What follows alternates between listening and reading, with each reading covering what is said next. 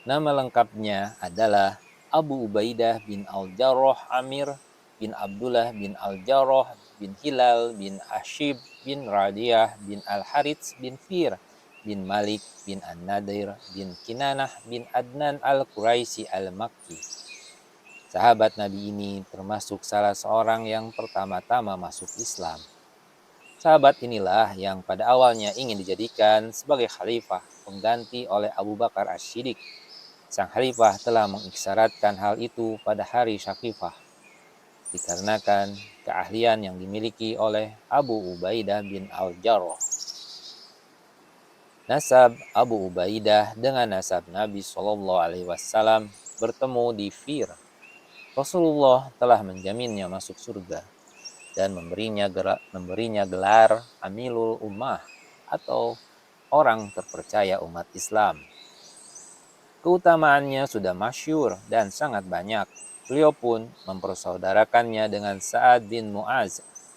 Sahabat ini ikut serta dalam perang Badar dan setiap perang yang beliau ikuti. Dan dia membunuh ayahnya sendiri yang kafir dalam perang Badar.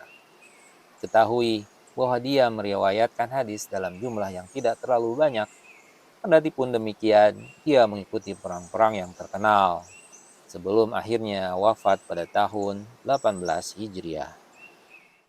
Abu Ubaidah adalah seorang yang baik akhlaknya, tanpa cela dan selalu mengikuti perintah Rasulullah. Karena itulah Rasulullah pernah bersabda mengenai dirinya, sesungguhnya setiap umat itu memiliki orang terpercaya, dan orang terpercaya umat ini adalah Abu Ubaidah bin Al-Jarrah. Ibnu Majah meriwayatkan sebuah asar dari Abdullah bin Syakik dengan sanad syahih. Dia pernah menuturkan, aku bertanya kepada Aisyah, siapa di antara sahabat Nabi yang paling beliau cintai? Aisyah menjawab, Abu Bakar. Aku bertanya lagi, kemudian siapa lagi? Aisyah menjawab, Umar. Aku bertanya lagi, lalu siapa lagi? Aisyah menjawab, Abu Ubaidah. Keistimewaan Abu Ubaidah bin Al-Jarrah amatlah banyak, sehingga tidak mungkin semuanya digambarkan di sini. Lagi pula tujuan saya di sini hanyalah menyebutkan gambaran sebagian peri kehidupannya. Berikut adalah penjelasan beberapa keistimewaan sahabat agung ini. Pada tahun 13 Hijriah, Abu Bakar menginstruksikan kepada Abu Ubaidah bin Al-Jarrah agar bertolak ke Syam sebagai panglima pasukan. Pada tahun itu juga Umar bin Al-Khattab diangkat sebagai khalifah. Umar pun melepaskan jabatan panglima Khalid bin Al-Walid dan menunjuk Abu Ubaidah sebagai penggantinya. Saat berjumpa Abu Ubaidah, Umar menyalami dan mencium tangannya. Lalu keduanya berpisah dalam keadaan menangis. Dari Zaid bin Aslam, dari ayahnya, ia menuturkan, tatkala menerima berita bahwa Abu Ubaidah bin Al-Jarrah dikepung di Syam dan musuh yaitu pasukan Romawi telah berhasil memojokkannya, Umar bin Al-Khattab lantas menulis surat kepadanya. Amma ba'du. Sungguh tidak ada kesulitan yang menimpa seorang hamba mukmin melainkan Allah akan menunjukkan jalan keluarnya. Sungguh satu kesulitan tidak akan bisa mengalahkan dua kemudahan. Allah berfirman, wahai orang-orang yang beriman, bersabarlah kamu dan kuatkanlah kesabaranmu dan tetaplah bersiap siaga di perbatasan negerimu. Quran Surat Ali Imran ayat 200. Abu Ubaidah pun membalas surat Umar, amma ba'du. Sesungguhnya Allah berfirman, ketahuilah, sesungguhnya kehidupan dunia itu hanyalah permainan dan senda gurau, perhiasan, dan saling berbangga di antara kamu, serta berlomba dalam kekayaan dan anak keturunan. Seperti hujan yang tanaman-tanamannya mengagumkan para petani, kemudian tanaman itu menjadi kering, dan kamu lihat warnanya kuning, kemudian menjadi hancur. Dan di akhirat nanti ada azab yang keras dan ampunan dari Allah serta keriduannya. Dan kehidupan dunia tidak lain hanyalah kesenangan yang palsu. Quran Surat Al-Hadid ayat 20. Kemudian Umar pun keluar sambil membawa surat Abu Ubaidah, lalu dia membacakannya di atas mimbar seraya berseru, "Wahai penduduk Madinah, Abu Ubaidah meminta bantuan kepada kalian, maka cintailah oleh kalian jihad." Hisam bin Urwah menuturkan kisah dari ayahnya, tatkala mendatangi Syam, Umar bin Al-Khattab disambut oleh para pemimpin dan pembesar. Kemudian Umar bertanya, "Di manakah saudaraku Abu Ubaidah?" Mereka menjawab, "Sebentar lagi dia akan datang kepadamu." Tak lama kemudian, Abu Ubaidah bin Al-Jarrah pun datang. Panglima pasukan muslim ini terlihat sedang duduk di atas untanya sambil memegang tali kekang hewan itu. Abu Ubaidah pun mengucapkan salam kepada sang khalifah dan dia berkata kepada orang-orang, "Tinggalkanlah kami berdua." Umar lalu berjalan bersama Abu Ubaidah hingga tiba di rumahnya. Umar masuk ke dalam rumah Abu Ubaidah dan tidak ada yang dia lihat di rumahnya selain pedang, tameng, dan pelana kuda. Melihat pemandangan demikian itu, Umar berkomentar, "Andai kata kamu mempunyai beberapa barang kebutuhan lainnya, tentu itu lebih baik." Atau Umar mengatakan sesuatu yang semisal dengan itu. Maka Abu Ubaidah pun menanggapi, "Wahai Amirul Mukminin, sungguhnya semua ini akan mengantarkan kita kepada peristirahatan kita atau kematian kita." Dinukilkan riwayat serupa dari Nafi, ia menceritakan bahwa Umar bin Al-Khattab berkata kepada Abu Ubaidah bin Al-Jarrah saat datang ke Syam, "Mari kita pergi ke rumahmu." Abu Ubaidah bertanya, "Apa yang akan kau lakukan di rumahku? Sungguh keinginan itu hanya akan membuat engkau mengedip-ngedipkan kedua matamu." Maksudnya menangis terhadapku. Kemudian Umar masuk ke rumahnya dan dia tidak melihat perabotan apapun. Umar bertanya, "Mana barang-barangmu?" "Aku tidak melihat apa-apa selain sebuah pelana kuda dan piring yang jelek. Padahal kamu adalah panglima kaum muslimin. Tidakkah kamu menyimpan makanan?" Abu Ubaidah lantas beranjak menuju ke sebuah keranjang dan mengambil beberapa potong roti dari situ. Melihat hal itu, Umar menangis. Lalu Abu Ubaidah kembali mengingatkan, "Sudah kuberitahukan bahwasanya engkau akan mengedip-ngedipkan kedua matamu terhadapku, wahai Amirul Mukminin. Cukup bagi engkau apa yang dapat mengantarkan kepada kematianmu." Umar menanggapi, "Setiap kami telah diubah oleh dunia, akan tetapi tidak demikian denganmu, hai Abu Ubaidah." Az-Zahabi menyatakan, "Demi Allah, ini adalah kezuhudan yang murni, tidak seperti kezuhudan seorang fakir dan miskin." Ma'an bin Isa bin Malik bertutur, suatu ketika Umar bin Al-Khattab mengirim utusan dengan membawa 4.000 atau 400 dinar kepada Abu Ubaidah bin Al-Jarrah. Dan sebelumnya Umar berpesan kepada utusan itu, "Lihatlah apa yang diperbuat oleh Abu Ubaidah dengan uang ini." Setelah menerimanya, Abu Ubaidah justru membagi-bagikannya. Dalam waktu yang sama, Umar mengirimkan utusan kepada Muaz dengan membawa sejumlah dinar seperti yang dikirimkan kepada Abu Ubaidah. Ternyata Muaz pun membagi-bagikannya, kecuali hanya beberapa dinar untuk istrinya yang memang membutuhkan uang.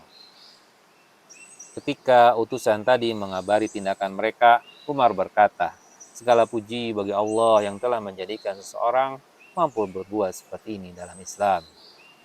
Dari Abu Hasan Imran bin Namron, ia menuturkan bahwa Abu Ubaidah bin Al-Jarrah berjalan di tengah-tengah pasukan kaum muslimin. Lalu dia berseru, "Ketahuilah, boleh jadi orang yang memutihkan pakaiannya adalah orang yang mengotori agamanya. Ketahuilah, bisa jadi orang yang meremehkan hawa nafsu meskipun membencinya. Hapuslah oleh kalian kesalahan-kesalahan yang telah lalu dengan kebaikan-kebaikan yang baru." Abu Ubaidah bin Al-Jarrah wafat karena terkena taun atau wabah. Wabah yang menyerangnya adalah wabah Amwas di Yordania pada tahun 18 Hijriah, yakni pada masa kekhalifahan Umar bin Al-Khattab. Jenazahnya dikuburkan di Baisan setelah disalatkan oleh Muaz bin Jabal. Usianya ketika itu adalah 58 tahun. Dari Khuzaifah bin Al-Yaman, ia pernah menuturkan, para penduduk Najran datang menemui Rasulullah Shallallahu Alaihi Wasallam. Mereka pun meminta, wahai Rasulullah, utuslah kepada kami seorang laki-laki yang terpercaya. Beliau lalu menanggapinya, aku akan mengutus orang yang benar-benar terpercaya kepada kalian. Ketika itu, kaum muslimin sangat menginginkan figur pemimpin di Najran. Tak lama kemudian Rasulullah mengutus Abu Ubaidah bin Al-Jarrah. Anas bin Malik menuturkan, para penduduk Yaman datang menemui Rasulullah dan meminta, utuslah seorang yang bisa mengajarkan sunnah dan Islam kepada kami. Beliau pun meraih tangan Abu Ubaidah bin Al-Jarrah seraya bersabda, inilah orang terpercaya umat ini. Abu Ubaidah bin Al-Jarrah ikut berhijrah ke Habasyah, juga turut berjihad dalam perang Badar. Pada perang Uhud, Abu Ubaidah melakukan hal yang mulia. Saat itu dia mencabut dua pecahan baju besi yang menancap di wajah Rasulullah dengan giginya. Dan luka ini disebabkan oleh pukulan yang mengenai beliau. Kejadian ini membuat dua giginya tanggal. Namun dengan begitu businya menjadi bagus. Sampai-sampai dinyatakan tidak ada perhitungan kalian yang lebih baik daripada perhitungan Abu Ubaidah. Abdullah bin Umar menerangkan sifat Abu Ubaidah. 3 orang dari suku Quraisy yang paling baik akhlaknya, paling sehat wajahnya, dan paling pemalu. Jika 3 orang itu berbicara kepadamu, mereka tidak akan membohongimu. Jika kamu memperbincangkan mereka tidak akan mendustakanmu. Mereka itu adalah Abu Bakar As-Siddiq, Utsman bin Affan, dan Abu Ubaidah bin Al-Jarrah. Abu Ubaidah bin Al-Jarrah disifati sebagai orang yang baik akhlaknya, lembut perangainya, zuhud sikapnya, dan tawadu hatinya. Abu Bakar sendiri pernah merekomendasikan Abu Ubaidah dan Umar bin Al-Khattab untuk menjadi khalifah. Abu Bakar berkata, setelah Rasulullah Shallallahu Alaihi Wasallam wafat di Sakifah, yaitu tempat berkumpulnya Bani Syaidah, kaum Ansor, aku ridho untuk kalian 2 orang ini menjadi khalifah, yakni Umar dan Abu Ubaidah. Abu Ubaidah bin Al-Jarrah termasuk salah seorang yang pertama-tama masuk Islam. Sahabat agung ini memeluk Islam pada masa-masa awal sebelum Rasulullah SAW masuk ke rumah Al-Arqam bin Abul Arqam. Bahkan sebelum beliau berdakwah di rumah itu. Maka beruntunglah dia karena lebih dahulu menjadi muslim. Ikut berhijrah bersama para sahabat ke Habasyah dan ikut dalam perang Badar pada umur 41 tahun. Lebih dari itu, dia juga berjuang dalam berbagai peperangan yang terjadi setelah perang Badar. Dan ketika mengikuti perang Uhud, dia diperkenankan mencabut 2 pecahan baju besi di wajah Rasulullah dengan giginya. Ayah Abu Ubaidah bin Al-Jarrah tewas sebagai seorang kafir pada peristiwa perang Badar melalui tangannya sendiri. Mengenai peristiwa ini dan peristiwa yang semisalnya lah ayat Al-Quran berikut diturunkan. Engkau Muhammad tidak akan mendapatkan suatu kaum yang beriman kepada Allah dan hari akhir saling berkasih sayang dengan orang-orang yang menentang Allah dan Rasul-Nya, sekalipun orang-orang itu bapaknya, anaknya, saudaranya, atau keluarganya. Mereka itulah orang-orang yang dalam hatinya telah ditanamkan Allah keimanan, dan Allah telah menguatkan mereka dengan pertolongan yang datang dari Dia. Lalu dimasukkannya mereka ke dalam surga yang mengalir di bawahnya sungai-sungai. Mereka kekal di dalamnya. Allah ridho terhadap mereka dan mereka pun merasa puas terhadap limpahan rahmat-Nya.